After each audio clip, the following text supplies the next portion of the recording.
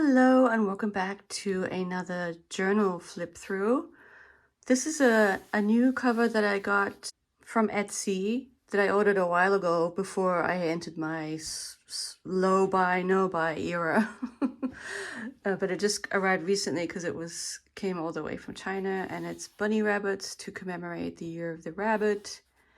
And I do like it. It's just something different that I like. Of course, part of me wants to cover it with a plastic cover, but I won't do that. I'll just leave it as is. So I'm going to flip open to January, and I'll be sort of peering underneath to see what I actually wrote.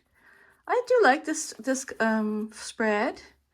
Always kind of going from neutrals to non-neutral stuff. And yeah, this was kind of the beginning of the year, and it was a bit of a rough beginning for many reasons. Sort of some issues with, I had a little bit of a emotional breakdown. I don't know. I find the beginning of the year transitions hard anyways. So anyways, there's some stuff going on, and with the family, but nothing, just minor.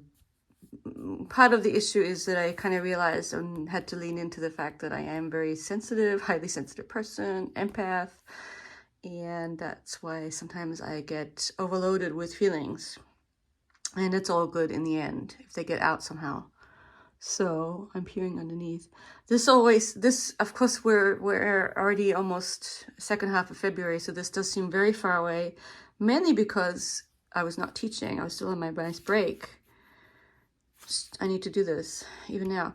Breathe deeply, Kathy. So yeah, that was the first spread of the year. And I just started this notebook. And just to let you know, I don't do anything. As you can see, I'm not doing, well, that's November, but I'm not worrying about those pages or the other pages. I just use these pages. It even has a index area, I think, or like a list from each month, which I also don't do anything with. I do have some well, a few things, not that much here. But yeah. Oh, there was something here. Yeah, I have some. Yeah, this is the one I've kind of decorated more intentionally. I do like my little vinyl sticker collection. This is great. This is very me. Sloths are my spirit animal, I've decided. So hooray for sloths, or sloths. I say sloths. Moving into the next spread. Also like this one. These are the rub-on stickers. And yeah, going to the hairdresser or nail person, who's actually kind of gone now from the salon, but that's okay.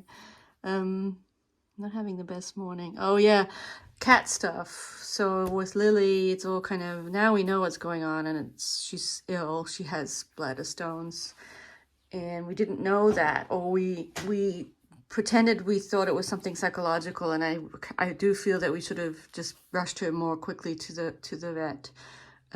Because of her voiding where she shouldn't. It was because of the stones. So anyway, she's okay though. She's fine. And if need be, she will have to have surgery, but we're hoping that we can resolve it just with changing her diet. People who have cats know about bladder stone issues with cats. It's not that uncommon. How to unannoy myself. Not so easy sometimes.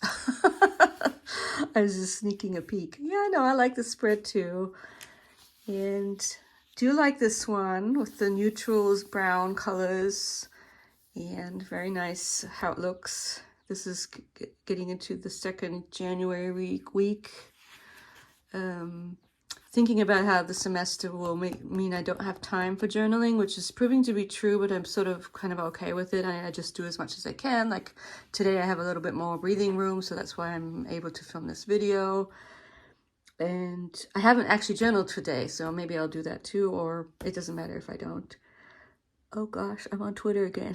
Yes, I really kind of had a good time coming back, even though I don't like some aspects of Twitter. I do kind of, it's just a fun thing, and I don't have that many overt hobbies.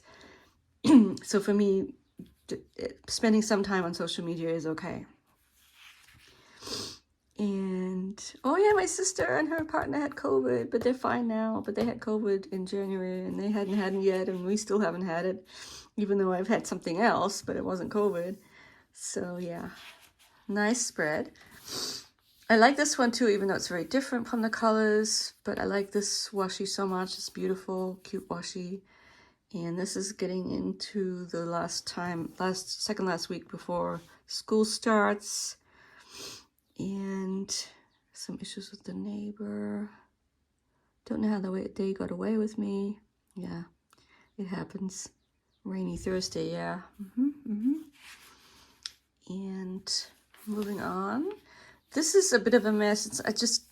Whenever I try and do something different or like do something commonplace bookish where it's not like just a journal, a lot of times I don't have the energy or the inclination to do it, and I haven't finished putting stuff in. And these are quotes from, I mean, it's fine, I don't care, it looks fine, from my book about thriving as an empath, which is a sort of a short essay every day about being an empath and things to remember. For example, sensory overload. The secret to an empath's well-being is to break the momentum of sensory overload before it consumes you. And even though I'm still not very good at a lot of this stuff, I just think reminding myself of it is already kind of helping me. I mean, the bottom line is that I am this way, thin-skinned, highly sensitive, prone to take what other people do, to think about it too much in terms of do they hate me and why do they hate me and how could anyone hate me and all that good stuff. Just realizing, even with my close family members, that I'm different. I have always been different. From being a young child, I've been this way, and I've had some issues with it. It's kind of accompanied me throughout my life, this being too sensitive about everything. And, you know, looking back, I remember people saying, well, you'll never do well in academia because you are basically too sensitive. And they proved to be kind of right, but then also kind of not right. So now with age comes the insight that it's all okay. You know, however you are, whatever way you are is okay. Self-care is essential for all empathic people. All people deserve the dignity of their own paths, including me. A big challenge for sensitive people is how to be compassionate without absorbing the stress of others and the world. Oh my gosh, so true, so true, so true. And yeah, and then I like the stuff about time, so I put that here. And then at some point, whenever, I will come back and finish this. But I actually kind of like this, the decoration on here, mainly from Sterling Ink.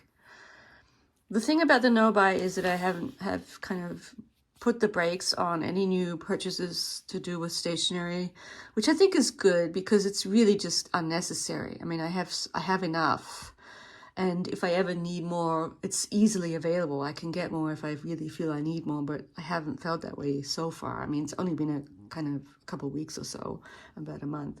I even stopped the subscription to the kit from Sterling Ink because however nice it was to get it, it's fine to just stop it and then start it again at another point. I love this page too, very much a neutrals page.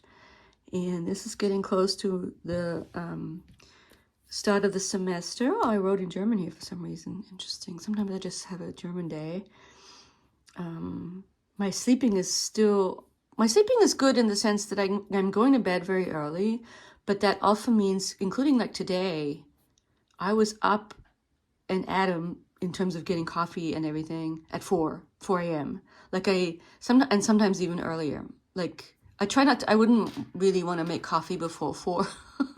But there have been days, to be honest, where I went to bed around 8 and I was kind of awake between 2 and 3. So sometimes I don't sleep for many hours, but even on those days, I don't feel that bad.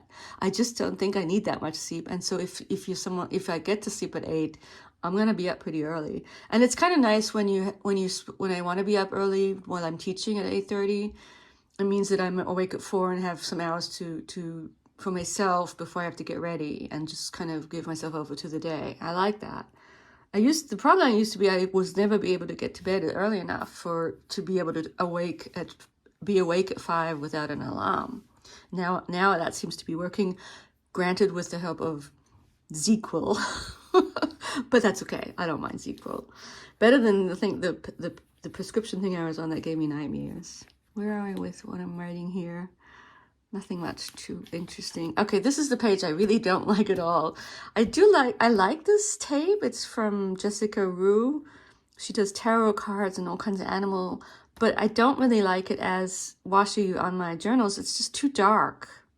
It doesn't really work. And then I had this idea wanting to try and do a schedule, like something vertical in this space where I journal, blow by blow schedule, and I don't like it, and I kind of got confused as to how to decorate. So this is kind of a mess of a page, but you know, whatever. I mean, it doesn't look that bad, but in terms of what I'm looking for, it just doesn't appeal to me at all. And I don't like the vertical in this space. Keep the vertical on here, and this is just for journaling.